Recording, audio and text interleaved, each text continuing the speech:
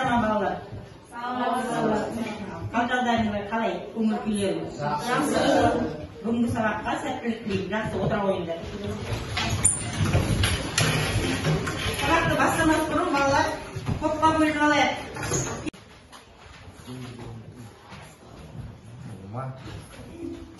Фигураның түсіне қарай бөліне қояйық. Кәне балдар? Жақсы балдар.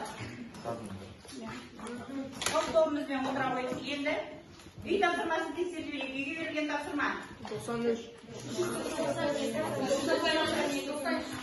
Кәне, кім оқиды? Адрес қосылған 6 да 15,2 кетеді. Арифметикалық прогрессияның алғашқы 10 мүшесінің қосындысын табу керек. S10 тең болады -76. Жақсы, дұрыс па балдар? Отыра қой, жақсы. Келесі топ. Я оқи ғой. A4 тең 10, A7 тең 19, арифметикалық прогрессияның алғашқы 10 мүшесін табу, S10 тең 145. Дұрыс па балдар? Жақсы, отыра қой, оға. 393. S7 тең болады 105, A7 тең болады -6. Арифметикалық прогрессия бірінші мүшесі мен айырымы табыңдар. Бірінші мүшесі 36, айырымы -7. Дұрыс па? Жақсы, отыра қой.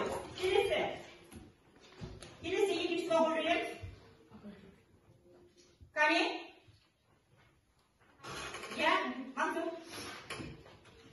S15 тең болады 121,5, A15 тең болады 11,6. Арифметикалық прогрессияның бірінші мүшесі мен айырымы табу керек. Арифметикалық прогрессияның бірінші мүшесі 3,6, айырымы 0,5. Дұрыс па? Жақсы, отыра қой. Жақсы балдар. Кеше бүгінген тақырыбымызды әрмен қарай жалғастырайық. Арифметикалық прогрессияның алғашқы n мүшесінің қосындысының нүктелері. Кәне? Өтілген тақырып бойынша мынандай сұрақтарға жауап берейік. Бүгінгі сабағымыздың оқу мақсаты арифметикалық прогрессиялардың n мүшесінің алғашқы n мүшелерінің қосындысын есептеу, формулалардың сипаттамалық қасиетін білу және қолдану. Формуланы, яғни есеп шығарғанда қолдана білуіміз керек. Сонымен арифметикалық прогрессияның алғашқы n мүшесінің қосындысының формуласы. Кәне, кім айтып жіберді орнынан оқып? Мирас? Арифметикалық прогрессияның алғашқы 10 мүшесінің қосындысы. n мүшесінің қосындысы S-н тең болады A1 қосылған A-н бөлінген 2 көбейтілген n. Немесе S-н тең болады 2 A1 қосылған n алынған 1 көбейтілген b бөлінген 2 көбейтілген n. Жақсы, отыра ғой. Бұндағы A1, AN, n дегендерімізді кәне кім айтып жібереді? Жүсіп кәне айтып жіберші. A1 дегеніміз не ол? Прогрессияның A1 деген. Бірінші мүшесі отыра ғой. Жақсы, AN дегеніміз не кәне, Дария? N мүшесі, дұрыс айтасың. Ал D дегеніміз не? Кім айтады? Айырма. Жақсы, айырма. Келесі мынасылай тұрақайық, мұнда формуласы жоқ. Сонымен, арифметикалық прогрессияның анықтамасы бойынша AN минус 1 қосылған AN плюс 1 бөлінген 2 тең. Бұл нағы деген сөз? Бұл нағы деген сөз? Екінші мүшесімен алдыңғы мүшесін қосып 2-ге бөлсек, не шығады дейді? N-ші мүшесі шығарат тең бөлінеді. Арифметикалық прогрессияның n-ші мүшесінің формуласы. A1 тең A1 қосылған n алынған 1 Келесі арифметикалық прогрессияның n-ші мүшесінің формуласы қайсы? AN тең болады? Жақсы, келесі арифметикалық прогрессияның өзіне қасиеті. Екінші мүшесінен бастап, алдыңғы мүшесін қосып, ол екінші мүшесі шығады деген. Келесі арифметикалық прогрессияның алғашқы n мүшесінің қосындысының формуласы.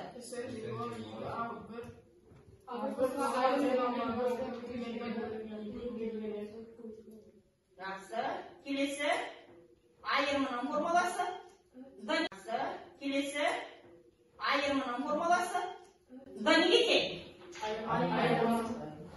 ол неге тең?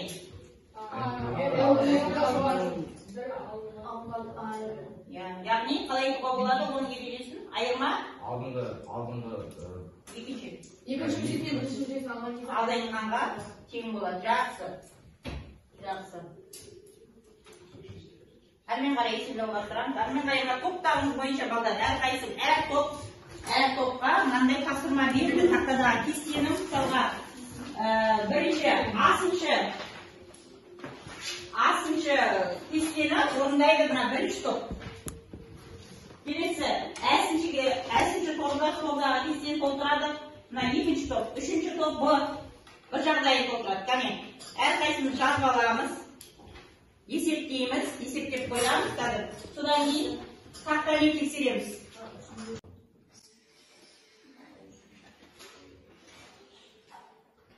Дұрыс орындасаңыздар, әр топ 3 балдан алады. Әр топ, әрқайсысы 3 балдан алады. Есептейміз.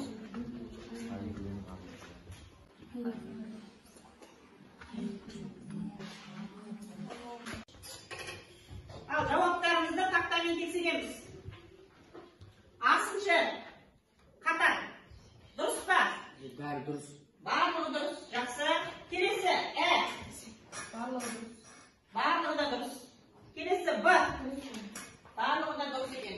Жақсы балдар. Келесі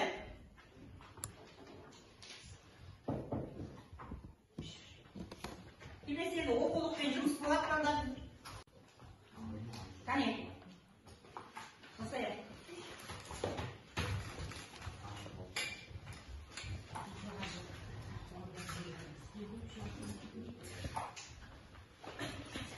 D тең минус 5, S 23 тең 161, A1 және A 23 мүшелерін табу керек.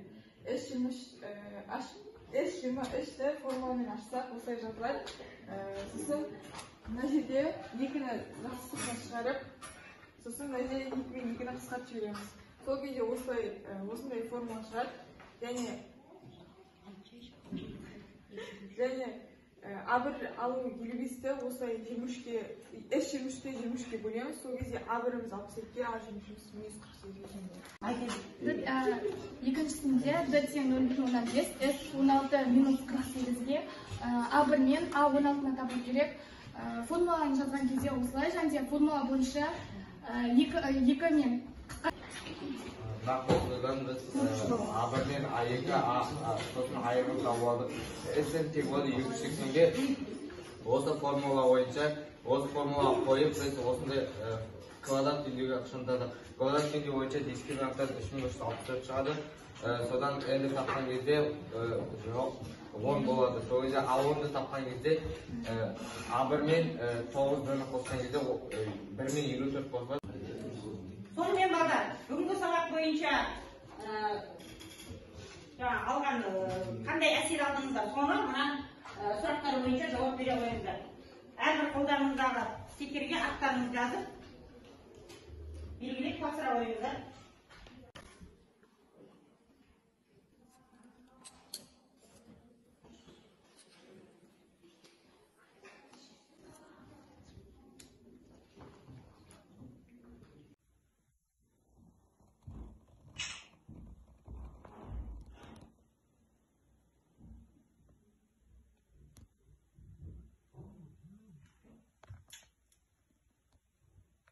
Ал балалар, бүгінгі сабағымыздағы мына программа бойынша біздің бүгінгі сабағымызда өтіп жатқан сабағымыздағы тақырыбымыздағы сөздерді табайық. Қане, кім шығып бірден тез тауып береді? Кім қырақ екен? Я, келе ғой. арифметикалық прогрессия, Дұрыс. қосынды, Жақсы. Біздің өтіп жатқан сабағымызда кездесетін сөздер, е? Жақсы, отыра ғой, жақсы. Келесі тағы қалған тағы сұрақ бар, ал 3 сұрақ бар тағы да. формула, тізбек, Тізбек, дұрыс. Сосын прогрессия деген сөз. Жақсы. Сабақ аяқталды. Сау болыңыз.